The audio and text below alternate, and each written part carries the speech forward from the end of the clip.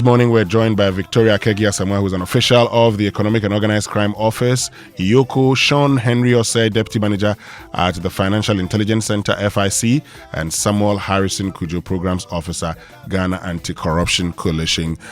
Good morning to you, Sean, Victoria, Samuel. Thank you very much for joining us. Good morning. Good morning. Winston. I believe you're all doing very well. We are fine, Winston. And you? Well, God is taking care of us. I'm excited to have you join me this morning. I want us to have a conversation that would stoke a lot of debate on asset recovery and all. So let me start off with you. Maybe Samuel will do. We'll start with you, Samuel, or they say ladies first. Okay, let me get to Victoria. And let's start from the basics. Let's start from the basics. Let's get to what asset recovery is all about in the context of what we're discussing, oral. Okay. Thank you very much, Winston. I'll take this opportunity to greet your cherished listeners and also say thank you to the Executive Director of IOCO, Mr. Raymond Acha, and his deputies for leading the course of what the President intends to do with our resources in the country and giving us this platform so that we can create awareness and educate the public on what asset recovery is, what IOCO does as an institution. And so from that, I will take your question. So asset recovery basically is retrieving back stolen property from people who have taken it unlawfully. So somebody is not entitled to a property, but the person through dubious means have acquired such property. The process of asset recovery identifies such properties, traces it. We take the legal processes to seize it and confiscate it for the benefit of either the state or individuals who are supposed to have it. Great. So, now that you've talked about, recovering anything that may have been taken, you've talked about the asset. Let me get to you, Sean, and, delve deeper by finding out. So if someone would ask us, what does an asset mean, for instance? Per our laws, what is an asset? All right. So, good morning. Let me say hello to your cherished listeners and viewers, because I understand we're on Facebook live on all our social media. And let me also take the opportunity to extend my sincere gratitude to the Chief Executive Officer of the Financial Intelligence Center, Mr. Albert Kojo Chumbuafo, and to the guys and gals, the sirs and moms at the Financial Intelligence Center, and commend them for the good work that they do.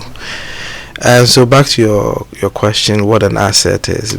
Basically is property that is owned by individuals, for the purposes of enjoying its benefits here, now, and in the future. In basic terms, that is what asset would be defined as. Yes. Okay. Let me get to you, Samuel, because since we're talking about asset recovery, somebody may ask, as a citizen, why should I care about asset recovery? Yes. Good morning to you and to your team. Citizens have to care about asset recovery because the assets that are recovered inherently belong to them.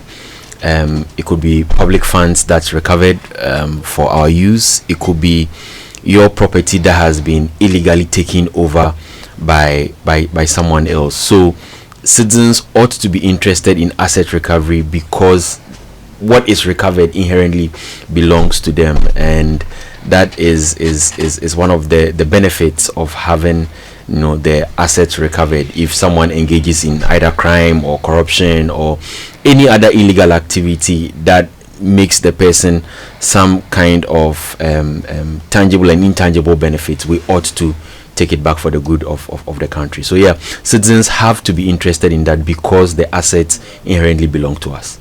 Now, help us understand the level of Ghana's laws as far as our failure to recover assets are concerned.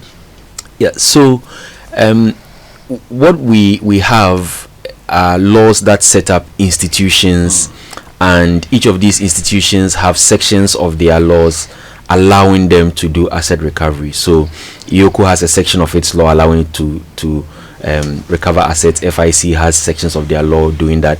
The OSP has sections of their law allowing them to do that.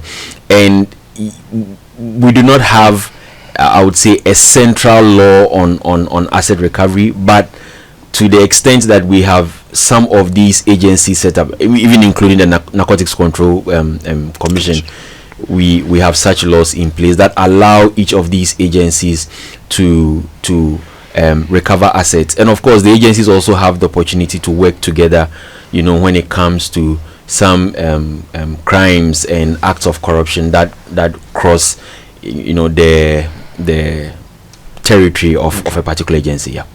Victoria, I mean, what can ordinary citizens and the media, for instance, what role can they play in supporting asset recovery?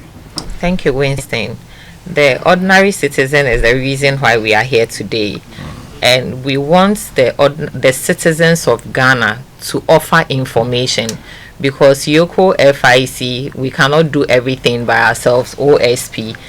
People have information. So we are using this platform to plead with all Ghanaians. If you have information on any corrupt activity, on any property that somebody is hiding somewhere, offer that information to Yoco FIC OSP so that we can take the discussion, we can take the investigation from there. We also want the media houses to understand our laws, knows what we do, and be able to advocate for Yoco FIC, the job that we do.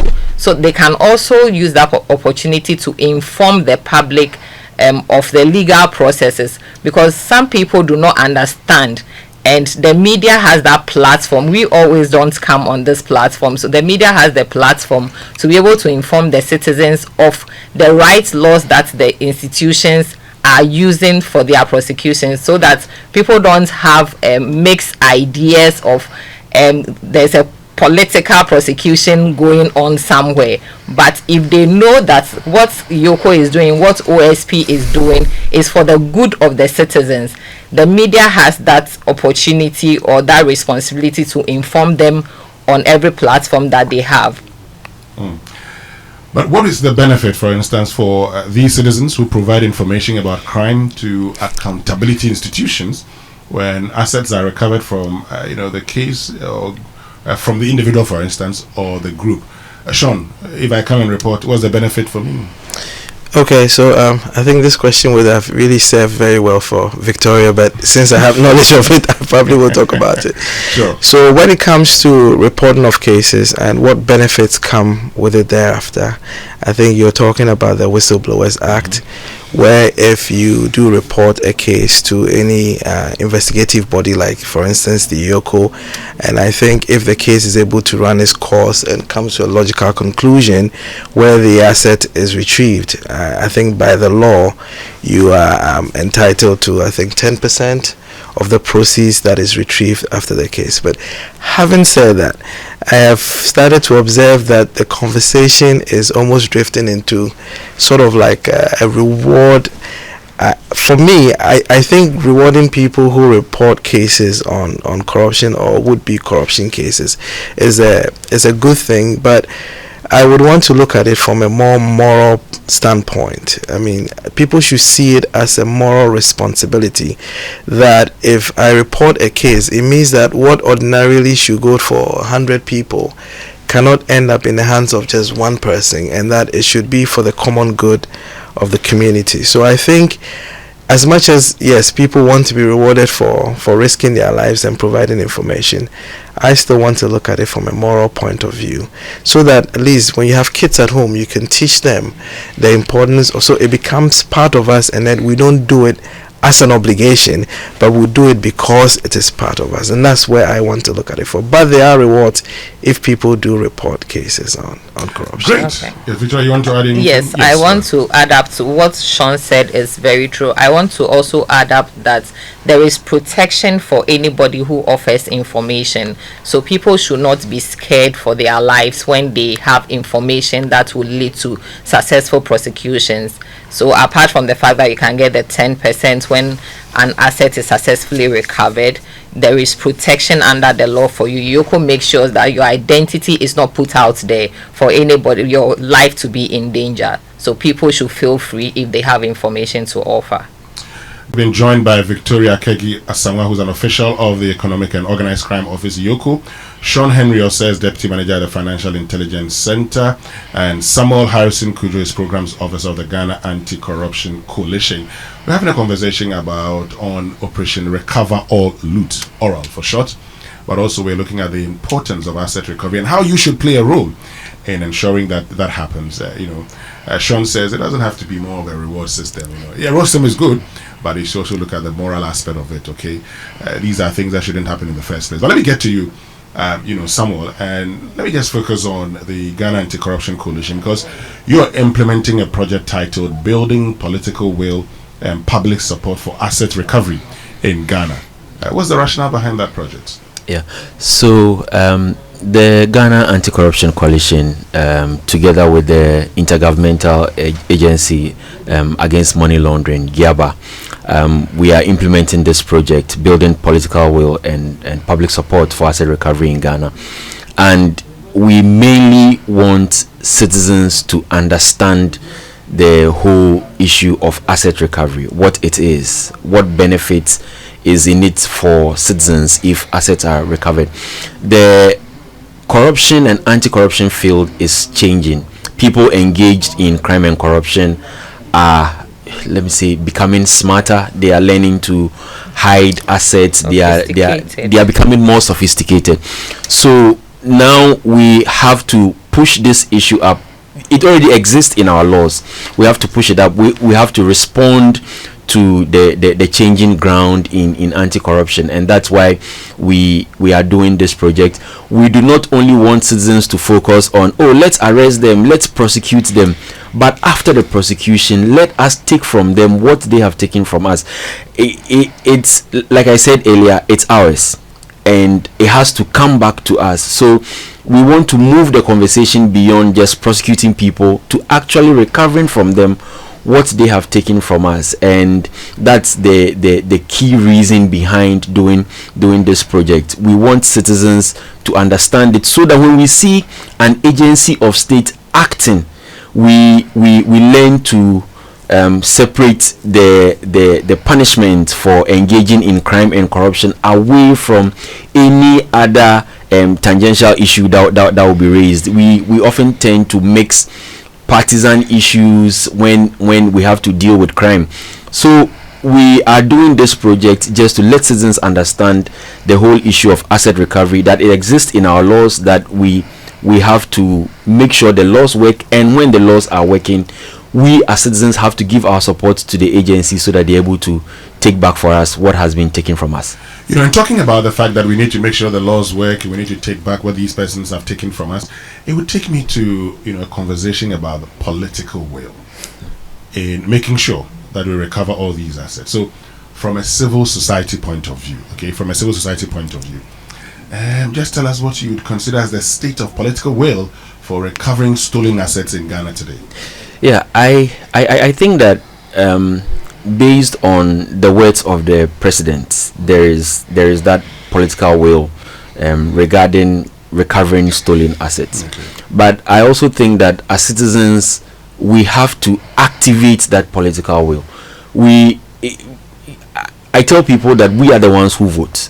We decide who gets into power and who stays out of power, and our voice ought to be heard when some of these issues are being discussed. And when we start pushing for some of these things, our politicians have no option than to allow what we want to happen. So yes, the president has made statements. He seems to be saying the right things regarding recovering the assets. So the political will seems to be there, but I want citizens to activate that political will. Let us begin to talk more about the recovery of assets. The times when we spoke about let's jail them, let's prosecute them is past. Now let's look at the benefits that could come to us if we recover these assets. Recently, the Media Foundation for West Africa did some work on the 548 million that got lost in the National Service scandal, and they put up some artwork on what we could have gotten from that 548 million Ghana cedis. They looked at health, that if we wanted to buy MRI machines, that 548 million could have bought us anything between 130 and 250 MRI machines. If we wanted to feed students, we could feed 490,000 Ghanaian children Monday to Friday for a whole year. If we wanted to do road, we could have done the Insawam road, I mean, with some change, if we channeled that 548 million. If we wanted to drill boreholes, that is 15,600 boreholes that could be drilled with that 548 million. So we have to activate that political. We have to let our voice be heard.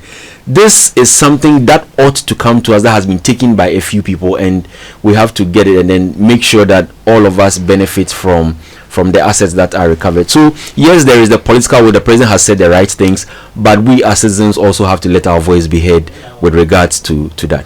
Yeah. Great. Let me get to you, Victoria.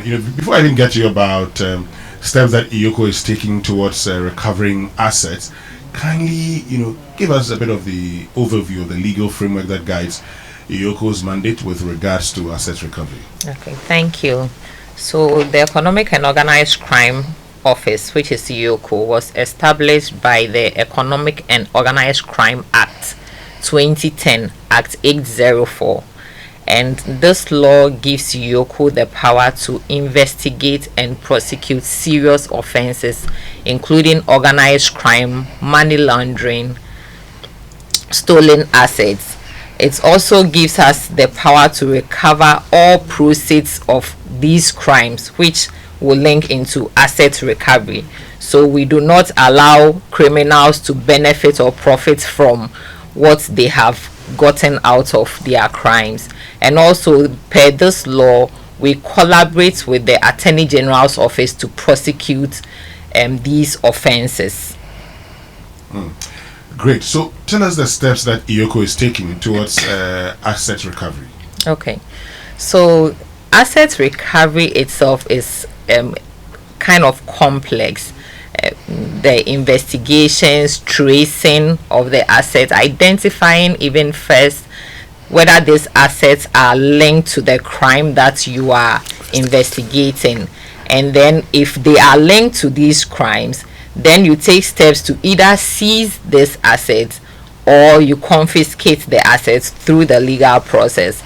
By this process, we also make sure that we do analysis of documents, because you cannot just say that somebody has done this and then you are taking the person's property. And so documents are analyzed through complex computerized processes, and then if the linkage is gotten that this particular asset was acquired as a result of a criminal activity, then we take the legal steps to confiscate those assets and recover them from the criminals. And in all your work, are there any collaborations you're engaged in? Which institutions do you collaborate with the most? Certainly, we collaborate with FIC here. FIC is like our engine office. FIC gives us suspicious transaction reports, which mostly are the basis on which our investigation starts. So we collaborate with FIC, we collaborate with the Office of the Special Prosecutor in dealing with some of the cases. We collaborate with the police. We also collaborate with international organizations like UNODC. We collaborate with FBI. We collaborate with NCA, Canadian Mounted Police. We collaborate with all these institutions, both locally and internationally, to do our work. Great. Sean, I mean, she's brought you in, but they collaborate with you the most. So it'll be important for you to tell us, or they collaborate with you, so it'll be important for you to tell us, for instance, your own mandate when it comes to asset recovery. Okay. Thank you very much. So before I say that, I think following up on what Samuel said when he talked about how much 48 million could do. I'm sure if Jesus had that money, he wouldn't have to turn the 2 loaves of bread and all that to feed. I mean, that was a miracle that could have been used for Africa, and then now we have to use it for. But that's on a more serious note. So the mandate of the FIC, I'm just going to put it in. So our objects are basically 4. Our first objects to assist in the identification of proceeds of crime. Assist in the identification of proceeds of crime. The second is to also assist in the combat of crimes such as money laundering, terrorism financing, weapons proliferation, tax evasion, and any other unlawful activity. And then the third is to also make information, i.e., intelligence, available to law enforcement, competent authorities, investigative bodies, anybody who needs that information. And then the fourth is to make same information available to international bodies who may require that. Those are 4 objects, which then catapults us into what our mandate is. We have a lot of mandates, but the one that actually sticks out for the purposes of this discussion is where we request, receive, analyze information, and develop what we call an actionable intelligence. And this is where Victoria actually drew me in terms of the collaboration. So it is that actionable intelligence that we develop, that we pass on to law enforcement agencies like the IOCO to be able to commence their, because by that analysis we would have established that maybe a case needs to be answered by whoever we're looking at. So for instance, your good self, if you happen to come to our radar, we're literally going to turn you inside out. We're going to look at everything that concerns you, from your financials to your biodata, everything, do a very comprehensive analysis and develop that product of an actionable intelligence. And then we're going to pass that on to IOCO, Ghana Police, or any other competent law enforcement agency to commence their investigation. So that is the nature of the collaboration that we have with IOCO, the OSP, the Ghana Police, and other stakeholders. Are you engaged in asset recovery yourself? Directly or indirectly. So if you look at our section 5 of our act, it says that where a court of competent jurisdiction has established an act that is as a result of money laundering, that asset will be confiscated to the state.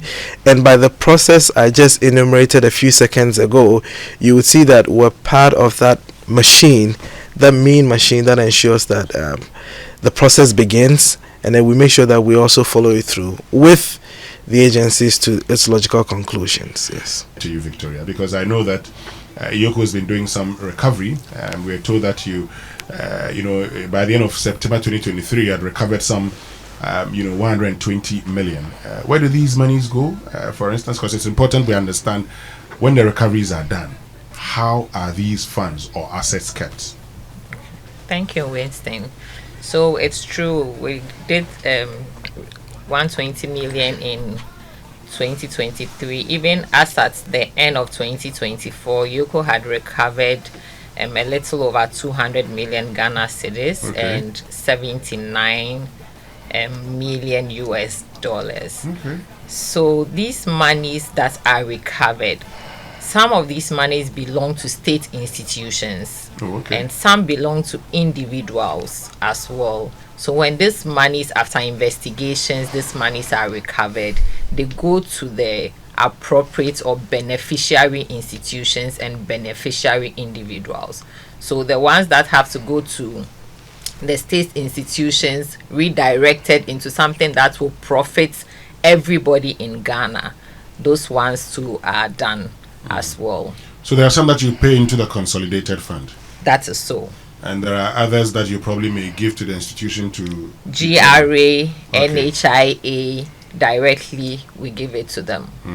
And for those that belong to individuals, you give it them to the individuals. We give it to the individuals, and it's not just monies, it also may involve cars, as you said, stolen vehicles. We have been doing cases on stolen vehicles, which those one, most of them belong to individuals, and so those cars go back to the individuals, and some of these properties are even auctioned.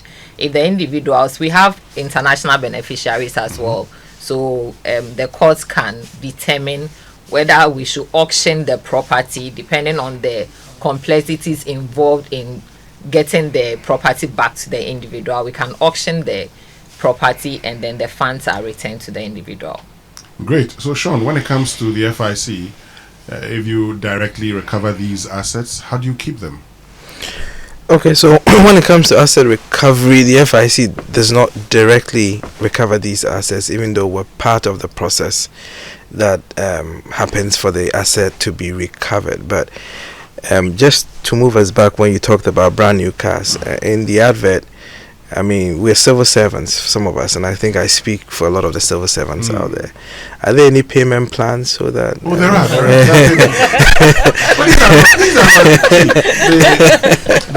The Vetters Highline, the Vetters Highline, that's at 250,000 Cs.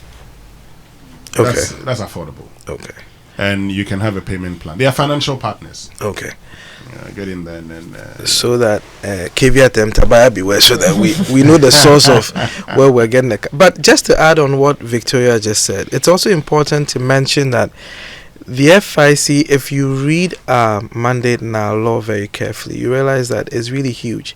So, for instance, the FIC belongs to a group of financial intelligence centers or units, and it's known as the Egmont platform.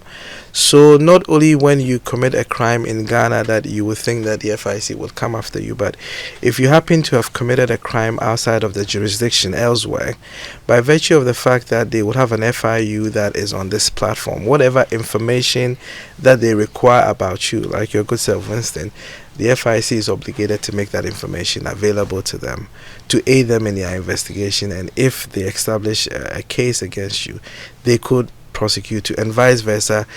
They can also make demands on us as much as we can also make demands on them. So our reach is not just within the shores of this country, but it goes far beyond. Yeah. Tell me some of the challenges that you faced, Sean, at the FIC.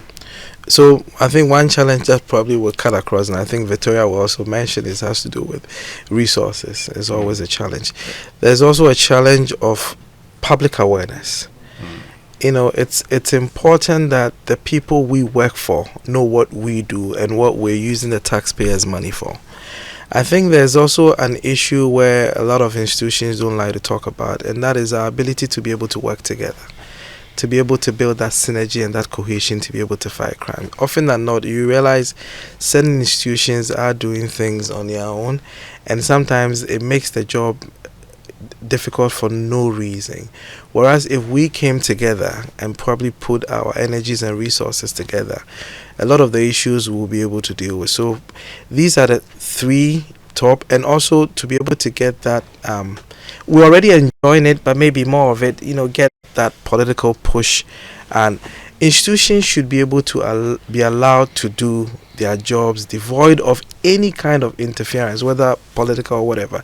That is the only way we can go back to the Ghanaian people and show them that accountability that you talked about in the beginning. So I think once we're able to do some of these things, we will be able to consolidate the gains that we have already. And the resource problem, what has been done about it? Anything so far?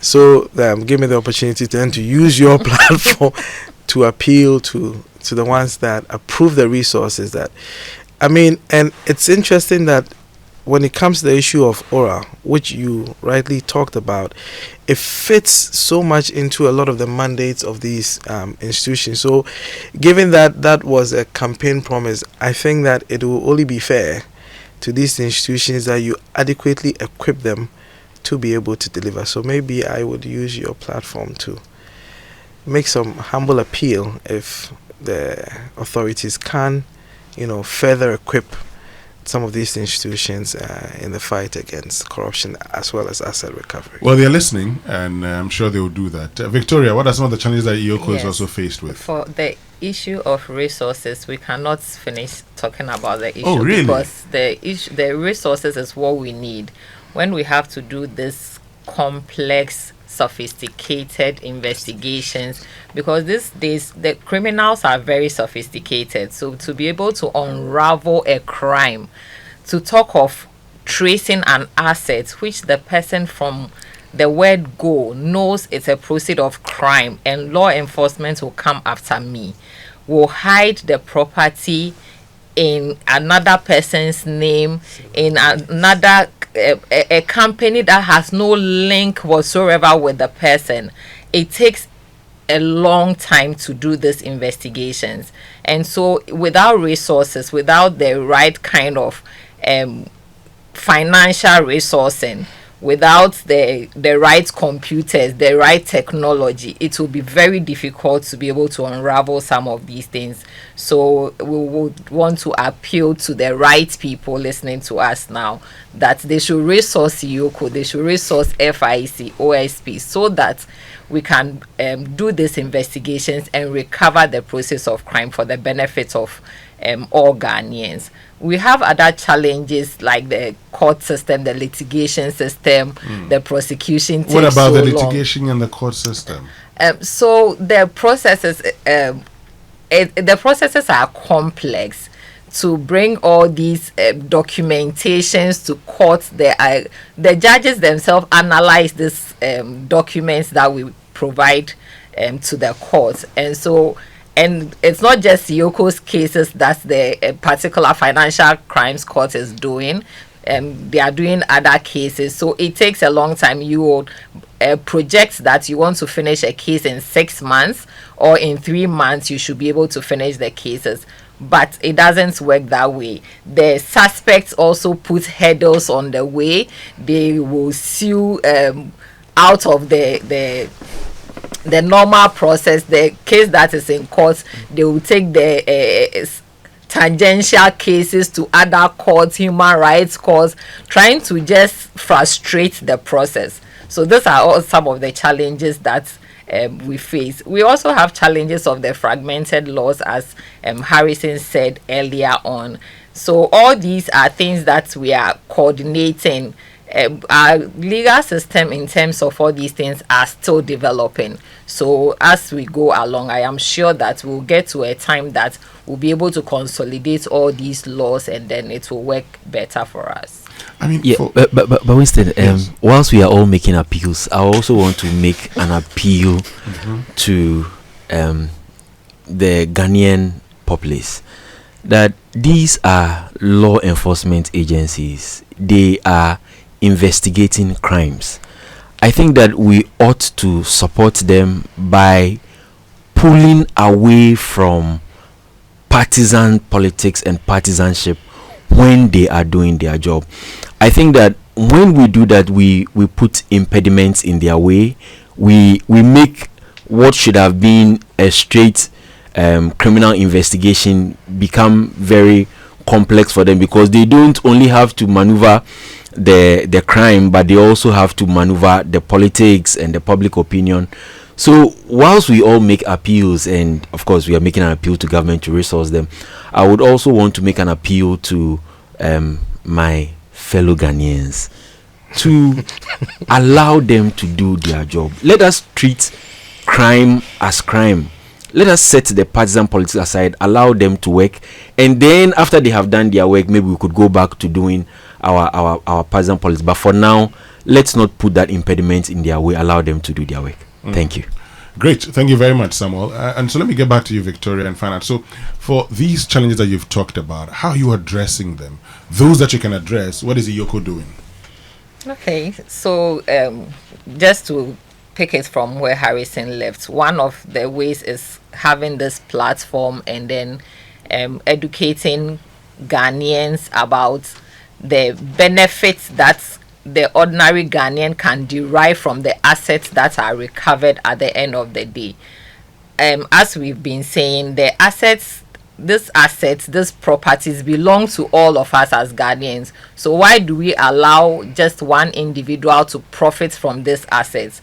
So we are appealing to Ghanaians to provide this information and support so that we can investigate and prosecute these offenses effectively. So this is one of the platforms that IOCO is using. IOCO goes to marketplaces, we do schools, mosques, to sensitize the ordinary citizen about what we do and how they can come on board to help us prosecute effectively.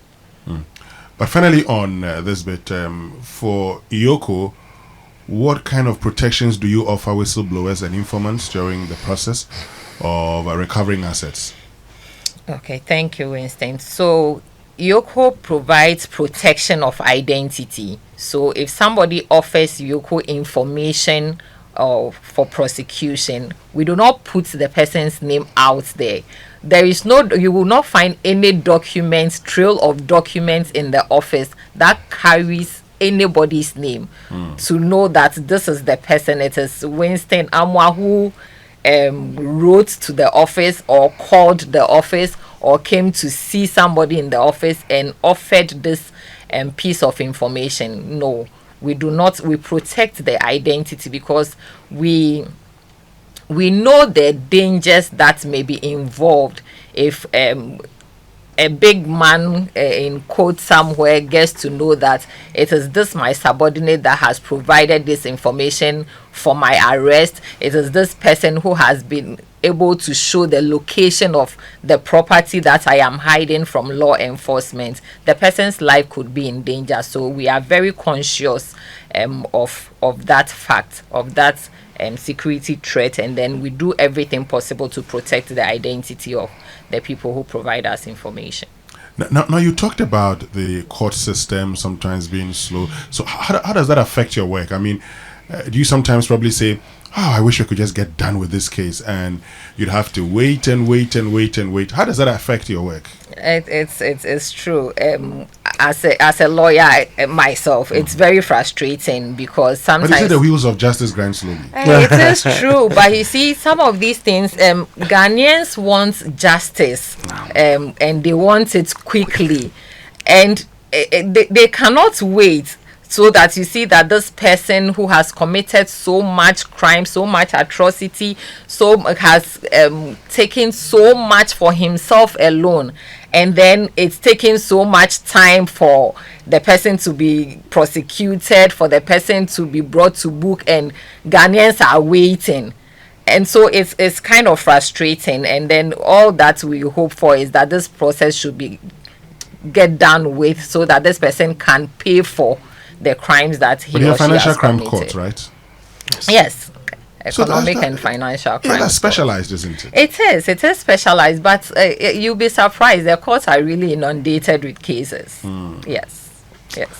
Let me get to you, Samuel. Let me wrap it up with you, Samuel. Then I'll get Sean to give us his closing thoughts. So, for you, I'd want to find out how key accountability institutions can improve upon their efforts to recover assets for the state. Yeah. So I would pick it off. I'll pick some of what Sean said earlier. I think that our key accountability institutions must look at how they engage with the public as a means of improving what they do. Very often we are the ones who have the information.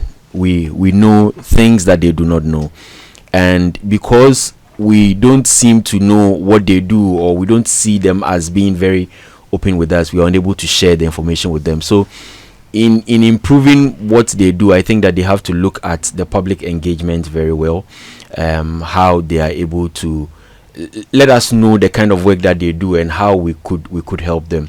But beyond that, also I have spoken about the partisanship aspect, which I feel that we as citizens ought to put aside. We also have to go back to the whole resourcing issue. I think that we need to resource our accountability institutions very well. Not only the financial resource, but any other technical resource that they need. If they have to go for some trainings, if we have to bring in some kind of special persons to work with them. Financial crimes are evolving. Now people are no longer buying houses and stuff. People are buying crypto and all of that, and these institutions have to quickly, learn to deal with such things. So in improving what they do, I think that we ought to resource them as well. But as a civil society organization, my bit is on public engagement. I think that they have to improve upon their engagement with us. Of course, it comes with its own risk. Sometimes people could quote you out of context and create trouble for you. But I think that largely we need to see them more. We need to be able to, they have to show us a human face so that we're able to, better engage with them and then give them the needed information. Yeah. Finally, Sean, what would you say? Your closing comments? My closing comments. So I think someone said people are no longer buying houses. Some more people are buying houses in this Accra. If they are not buying those houses, I need one. I'm just saying.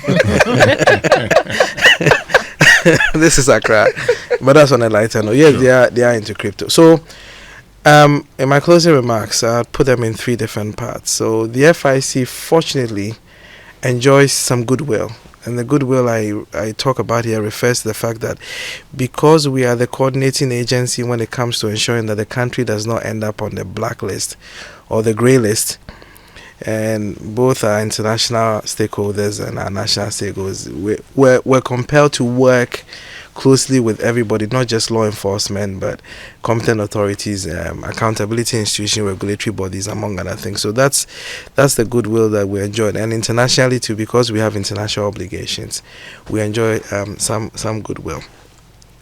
In my closing remarks, I like to pay homage to the sirs and moms who helped the fight against corruption. And I will be very completely honest with you, it's a very, very lonely road they walk. So whether it's Mr. Raymond Archer from Yoko, whether it's Albert Kojo Chumbuafu from the FIC, whether it's Speaker Urban, Kingsford Sumana Bagbin, whether it's the people at the presidency, Nana Oye, Bampo Ado, whether it's Professor Ado, whether it's Joseph Whittle, these are lonely roads that they walk. And so when they are doing their work, the least they can expect from everybody is support, not like someone said, put impediments in their way. And coming from an FIC, I can tell you the difficulty in doing some of these things, even at the peril of your own life. So Victoria and I agree that it's important that maybe we do this a bit more often to be able to keep the public, in touch with what we do, for them to appreciate. They don't feel like we are in our own little bubble doing our own thing. And having said that, hopefully also appeal to you that you would make your platforms available to us so that we can engage more with the public. Sure, definitely. We have to engage more. Finally, Victoria. Yes.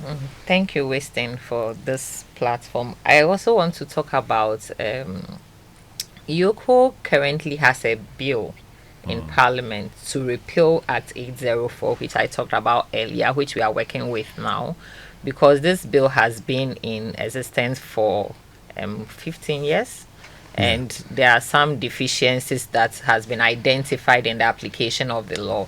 So we have a new bill in Parliament right now to help us address some of the deficiencies in our law currently. And I would also want to say the court is also helping, because now the court sits during vacations, which it's online. You can join from the comfort of your home if you are a lawyer, and you don't have to go all the way to the courts. And all these are also in efforts to expedite action on some of these cases that we send to the courts. And so I will not belabor the point. The citizens should come on board and help us to fight corruption and retrieve all proceeds of crime. Thank you very much, Victoria Kegia, someone who is official of the Economic and Organized Crime Office, Yoko. Thank you also, Sean Henry Osei, Deputy Manager at Financial Intelligence Center, and Samuel Harrison Kujo, Programs Officer at Ghana Anti-Corruption Coalition.